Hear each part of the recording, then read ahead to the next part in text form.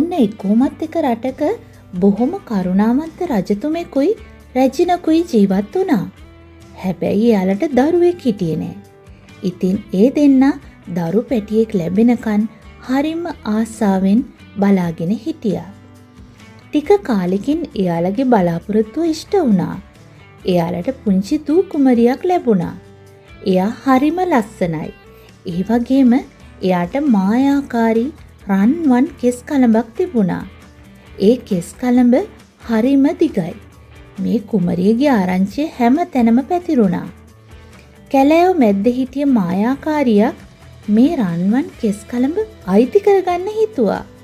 එක රාත්‍රියක මායාකාරිය කාටවත් නොපෙනෙන විදිහට රජමාලිගාවට ඇවිත් තොටිල්ලේ නිදා උන්නු කුමරිය අරගෙන කැලෑවට දිව්වා. සෑහෙන දුරකට දුවලා ඇය කුමරියව ඔතලා තිබ්බ කබායේ හිමිහිට ගලවලා බැලුවා. දිග රන්වන් කෙස් කලඹක් විසිරිලා ගියා. මායාකාරියට හරිම සතුටුයි. ඉන්පස්සේ මායාකාරිය හරිම විශාල උස කුළුණකට කුමරියව අරගෙන ගියා. එයාට රපුන්සල් කියලා නමකුත් දුන්නා. පුංචි රපුන්සල් මේ උස කුළුණ ඇතුලේ ටික ටික ලොකු වුණා. එයා කවදාවත් එළියට ඇවිත් නෑ. එයා ලෝකය දැක්කේ කුළුණේ තිබුණු පුංචි කවුළුවෙන් විතරමයි. එයා කුළුණ ඇතුලේ ඉඳගෙන සින්දු කිව්වා, පින්තූර ඇඳා, hina වුණා. දැන් රපුන්සල් ලස්සන තරුණියක්. මායාකාරිය කුළුණ පහළ ඉඳගෙන රපුන්සල්ට කතා කරලා එයාගේ කොණ්ඩේ පහළට දාන්න කියලා කියනවා. එතකොට රපුන්සල් කුළුණේ ජනේලය ළඟට ඇවිත් එයාගේ රන්වන් කොණ්ඩය ජනේලෙන් පහළට දානවා. බලන් ඉන්න හරිම ලස්සනයි. එක හැන්දෑවක රපුන්සල් ලස්සන සින්දුවක් ගායනා කර කර කොණ්ඩේ ජනේලෙන් එළියට විසි කරමින් හිටියා. මේ අතර වනාන්තරය හරහා ගමන් කරපු යාබද රටක කුමාරයෙක්ට මේ මිහිරි ගීතය ඇහුණා. ඔහු ඉක්මනින් මේ පැත්තට හැරිලා බැලුවා. රන්වන් පාටින් දිලිසෙන දිග කොණ්ඩයක් විශාල කුළුණකින් පහළට වැක්කිරෙනවා. කුමාරයාට හරිම පුදුමයි. විශාල කුළුණක් මේකට නගින්නේ කොහොමද? ඒ අතර මායාකාරිය රපුන්සල් කියා කතා කරමින් කුළුණ දිහාවට එනවා. කුමාරයා බලාගෙන හිටියා. මායාකාරිය ඉවත් වෙනකන් බලා හිටිය කුමාරයා කුළුණ ළඟට ගිහින් රපුන්සල් කියලා කතා කළා. කුමරියට පුදුමයි. මේ කවුද? ඔබ තනියමද? මම කොහොමද ඔබ ළඟට එන්නේ? කුමාරයා රපුන්සල්ගෙන් ඇහුවා. රපුන්සල් වටපිට බැලුවා.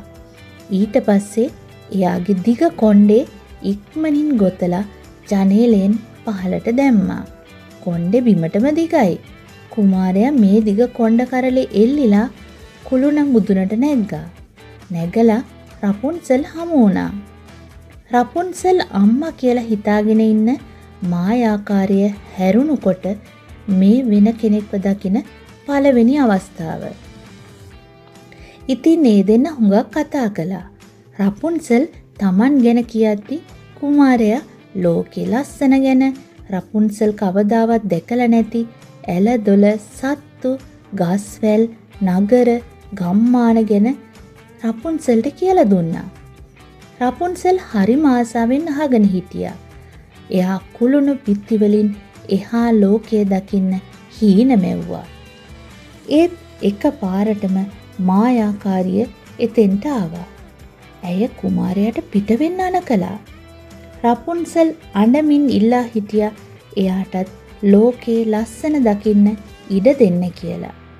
ඒත් මායාකාරිය ඇයට යන්න දුන්නේ නැහැ. රපුන්සල් මේ උස කුළුණ මුදුනේ ආයෙත් තනි වුණා. මේ කුළුණෙන් එහා ලස්සන ලෝකයක් තියෙනවා කියලා දැනගත්තට පස්සේ රපුන්සල්ගේ දවස ගෙවුනේ දුකින්. ඇයගේ ගීත හරිම දුක්බරයි. ටික දවසකින් ආයෙමත් කුමාරයා රපුන්සල්ව හොයාගෙන ආවා. ඒ වෙනකොට ඔහු රපුන්සල් ගැන හැම තොරතුරක්ම හොයාගෙන ඉවරයි.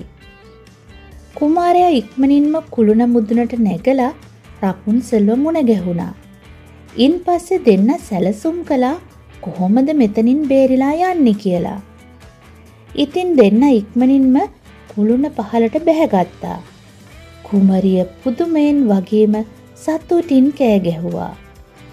එයා තනකොළ අතගාලා බලන පළවෙනි අවස්ථාව. කුරුල්ලෝ, හාවෝ, ලේන්නු වගේ සත්තු ඇවිත් එයාව වට කරගත්තා. අනේ මේ ලෝකය කොච්චර ලස්සනද? ඊට පස්සේ කුමාරයා රපුන්සල්ට මායාකාරිය ඇයව පැහැරගෙන ආව හැටි ගැන ඔහු හොයාගත්ත තොරතුරු විස්තර කළා. රපුන්සල් තව තවත් පුදුමයටපත් වුණා. ඇයට දුක හිතුණා. කුමාරයා රපුන්සල්ව එයාගේ ඇත්තම දෙමාපියන් ළඟට එක්ක ගියා. රජතුමාත් රැජිනත් Tamanගේ නැති වුණු දූ කුමරිය දැකලා හඬා වැටුණා. එයාලා හැමදාමත් දූ කුමරිය සිහි කරමින් ඇයට ආදරය කරමින් ඉඳලා. රපුන්සල් දැන් රජමාලිගාව ඇතුළෙත් උයනෙත් සතුටින් ඇවිදිනවා. ගීත ගායනා කරනවා. ලෝකේ ලස්සන දකිනවා. ඇයිගේ ජීවිතය සතුටින් ගෙවුණා.